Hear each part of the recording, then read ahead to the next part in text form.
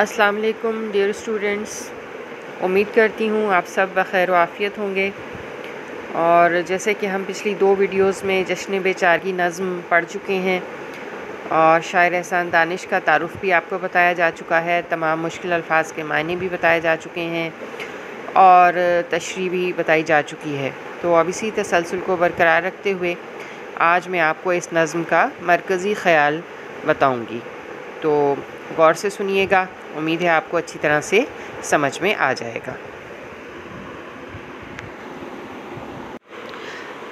مرکزی خیال جب آپ لکھیں گے امتحان میں، جب یہ سوال آئے گا تو نظم کا نام دیا ہوا ہوگا، لیکن پھر بھی آپ پہلے نظم کا نام لکھیں گے، پھر شاعر کا نام لکھیں گے اور پھر شاعر کا تعارف لکھیں گے۔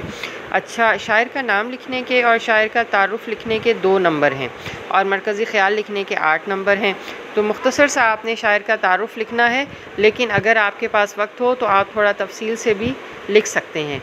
اور جیسے کہ میں نے اس نظم کو جب پڑھایا تھا جشن بے چار کی ویڈیو پارٹ 1 میں، میں نے احسان دانش کا تعارف تفصیل سے بتایا ہے، تو آپ وہاں سے تھوڑا سا اور بھی یاد کر کے لکھ سکتے ہیں مرکزی خیال میں شاعر کا تعارف لکھتے ہوئے۔ اس کے بعد جو ہے آپ اس نظم کا مرکزی خیال لکھیں گے اور مرکزی خیال کے یہ 2 پیراگراف ہیں، تو آپ جو ہے اچھے سے اس کو دیکھ لیجئے، سمجھ لیجئے، پڑھ لیجئے اور اس کو یاد بھی کر لیجئے، کیونکہ امتحانی نقطہ نظر سے